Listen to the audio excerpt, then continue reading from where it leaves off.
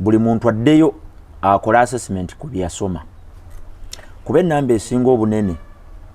ng'oggyeko abatono ennyo abasinga ennamba ennene mukama ansaasire naye abamu baasoma gasiya 80%. nga bye yasoma teri abinoonya era njala kozesa omukisa guno mbajjukize 224 mu assessment z'olina okukola bye bino wammanga buli lwe weesanga ng'omanye ebintu bingi nnyo nga bikuli ku mutwe naye nga terina asasula manya oyo weetise gasiya ng'olinaawo ebintu by'omanyi omanyi okusomesa omanyi okukola amawulire naye nga teri abinoonya oyo gasiya nga tolina gye bakuwa ekyo ky'omanyi era nanyina omwami gwe nayina nga mu kusensula ebyemizannyo ne muga naye gwe okimanyi nti ebyo ebintu by'oli mukungamba oli mukunga gasiya kubanga bw'oba omanyi ebyemizannyo nga teri ateekwateekwa kusasula ku ebyo by'omanyi oyo gasiya mujje mu mutwe gwo lwa nsonga David Lumansi aweereza bya mizannyo ayina shows almost ku TV Meka ne radios naye nga musajja accountant yamanya bumanya nti value yange mu byemmanyi eri mu bya mizannyo era bye bimusasula kati 224 buli ebiri mu mutwe ng'obimanyi making sure waliwo omweteefuteefu bikusasulira byonno byogera eriyo omuntu eyasoma omulimu nga yafuluma 20 years back anti we gwemba diga nti nsoma gasiya ate nkimenyamu nange munyini wana akugamba nyinayo okko kosi gye nakola naye nkimanyi gasiya nti naye wakola gasiya nsetaga najjijjayo mbikweka no bikweka because nange embalabalamu nga tebalina we banneetaaga nga tebina we bigattirako era kyova olaba nti ennaku zino weesanga nga abantu bye basoma babisa ebbali n'agenda n'ebyo abantu bye beetaaga era bye basasulira gye tuyita talent wali calling yange naye ndowooza wali teba calling bagiyita calling timukama nze yampitira kino naye ndowooza wali eri nalimpa byemu kakati abantu nno nze ntera nnyo okubayamba it is pretty very difficult okusanga omuntu oluyimba lwo olusooka nga lulungi okusinga namba 15 kizibu ddala kati omuntu oyo bw'omusanga ku 10 kuliko ogu oba babiri omanye ensonga nti always your first step etera okubeera ey'ebiraka eba yakugattagatta but along the way otandika okugenda ng'otereeza n'ogamba omanyi nze nzijukira ku show yaffe wano gye twasooka okukola era Idris ne papa bajulizi wano si bwe tuti bwe twatandika ebintu byali birala nnyo show nga yakugatta ne bye twogerako nga mbutuufu tukwate eno ne tukwata eri kati twasajjakula nti bwe tutuula ku show kati tumanyi kyetuwa abantu show yatuuka neetugejjako naffe ne tuwulira nga nnene ng'obwetaavu bw'abantu nga demand weeri kati kyebayita calling abantu kyebayita calling in actual sense kyekyo abantu kye baba bakunoonyaamu ne bazuula nti ofunye obukugu obumala okugenda mu buweereza obwo naye teba calling tukiyite tutya bwana batte wasoma mawulire si bwe guli at one point singa obudde bukeera n'ogamba bye nasoma kati mbiresse kanoonye value endala ojja gifuna era obuweereza obwo abantu babweyagaliremu ekikulu mu mwaka kumanya obuweereza bwo abantu ababunoonya bali bameka era okoze ekyokumakinga sure nti obuweereza obwo obugaziya awo wali science kati education system yaffe wano eyawana eye Uganda katonda ansaasire naye ennamba esinga obunene ng'ogyeko professions zino ze tumanyi engineering electrical bizaani ezo zaani eziri known because bino ebirala ebisigadde gasiya anti batuga nti soma course bw'omala otandika omulimu kati yego ya gavumenti oba abatukulembera nti kyekikutwala mu busawo ng'ogenda kunoonya gy'okolera obusawo obulwe ng'osobola okufumba emmere n'omaliriza n'otandikawo tonninnyira ate tonninnyira egenda kutwala weggwanga naawe osavinga bawanayingi omanyi kakati nkubuulire bwana batte buli muntu ensayi nabaga nti buli muntu ensaji fugira mu njuye eyasuze enjala bw'atambula alowooza buli muntu muyala atakkuse bw'atambula alowooza nky'abayala bagwagwa yeetera okubeera endowooza y'abantu but this is what I'm going to tell you buli muntu yenna bw'oba tosobola kutuula wansi ne weekolako self assessment ne weekubamu ttooki nze ebiseera ebisinga sitera nnyo nakunenya gavumenti na bintu birala ntera nnyo okwenenya newankubadde ng'obunafu mbeera mbulabi weebuli naye nze neetunulamu ng'omuntu neŋŋamba naye kaakati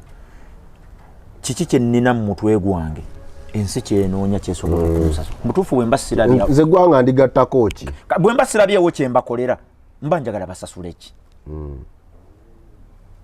bwana batte bw'oba nga wasoma amawulire n'ogakugukamuuko n'ogaweereza kati obuweereza bwe bukugu bw'amawulire bino bwe biba bikusasuza genda mu maaso wabikole bw'olaba nga ebintu embeera etuuse nga tebikyagatta noonyaawo ekirala abantu kye banoonya genda okole ebirala because abantu bano okuva ku makya paka njuba kuziba balina ekintu ekyenjawulo kye banoonya mu bantu nga beetefutefu kyesasulira obuwanana bw'essente neffe ebintu ebyo tubirekawo ne tugenda nga tuwambagatana n'ebintu ebirala bye batasasuza omulala n'abeeraawo naye nga tasobola kukolayo wadde ka renovation naye ka kino nkikoze naye kankyusemu bwe nti n'abeeraawo wekyali bwekikoze mukatu kyeyagaa nti bwekyali bwekiri bwekiriba emirembe n'emirembe amiina ne tuba nga tutambulira mu mbeera ey'omukatoliki ekyo nno nakyo ogwo nagwo mutawaana y'ensi eno mutawaana era nze nzikiriza nti omuntu olina okutuukako okwekiseera n'otuula wansi n'oyawula enzikiriza n'ojawula n'olugendo lwo kirungi nnyo okubeera omukkiriza naye kirungi nnyo naawe okudda emabega wali n'omanya nti ndi mukkiriza naye ebintu ebimu kakati wano okukkiriza ngenda kuteeka ebbali nkole nange nsobole okubaako we neetuusa mu kwogera ebigambo muno ndaba ddi nti omwaka guno nkoze ngasse omwaka guweddeko golo yange nali njala funayo kapoloti wano ennaku zino tebajakola na 5 ku 10 bakola babiri meka 15 ku 2 meka mitwalo 5 mitwalo ebintu ebyo mbiraba ne binnumya omutima naye ekyo natuuka ne ngamba ekyokola sikirina n'omanya nti ensi eyo kati eri mutugabana byayo nabiraba ne mmanya nti kakati wano we tuli mu survival for the fittest ne mmanya kuba bw'olaba ebintu ebyo n'olaba nti olaba ku nsonda wali ne wano ku mucungwa ne wano eyo plotting ewedde sasula y'ataano literally olujja lwaffe luno n'olusangamu ennyumba 2 ennyumba 2 kakati ebintu ebyo biraba tegeeza ntuno tuli mu kola slums ebintu ebyo bw'obiraba bikulumya omutima naye tetulina kyabikolera nze sirina nga nze kale abalala bayinza okuba balina ekyokola naye sirina nange byannuma dda nabitunuulira ababifunamu babifunamu kyova olaba nakola okusalawo ne ngamba mu bulamu bwange siritunda ttaka ekyo sijja kukikola so bw'obanga kiwatandiko noga njagala omwaka gwe nga na proti njagala gugweko banyanjudde abakyala babisaba ngafunye omusajja nyanjula njala gugweko nga nandiseyo ka business kanye kali awo miliyoni oba 5 oba 10 oba 2 toba successful ano mwaka guweddeko naye yes nkikubye eyo mutuufu twaligambye nti omuntu kyeyaluubirira okutuukako akituuseeko mu mwaka naye nga bwe nagambye bwana batte tuseseetule goals mu kifo ky'okubeereza omwaka zibeereza myaka 5 ku 10 nze lwaki njagala nnyo okugenda long term ekuwa emirembe tobeera na pressure nti buli lwolaba abalala nga baachiivinga nga weewe emyaka 5 ofuna ebirowoozo n'ogamba maybe ebyange nja bifuna mugujja oba muguli n'otabeera na pressure eyo buli lweweewa omwaka guno ebintu buli lwe bitabaawo birina engeri gye bikutataganya ne bikujja ku mulamwa nze era sikkiriza omuntu nti omwaka alemerereddwamu naddala singa goals ez'obuvunaanyizibwa nkubulya goals zange ez'omwaka guno nayinako goal eyasooka yakunywa liita z'amazzi emitwalo 5 akuyagamba ono oba kiki goal ey'okubiri nali njagala okulya emirundi 2 mu buli lunaku ekyemisana n'ekyeggulo oba breakfast ne lunch ekyemisana n'ekyolweggulo saa 12 era successful omwaka gubulako ennaku ntono nnyo alhamdulillah tanka eriwa y'amazzi gali munda nga nywedde lunaku otumandika nnyo liita yange oba 2 bwe biti era ne 2024 speed nga nnyina nnene 2024 njagala kunywa liita emitwalo 15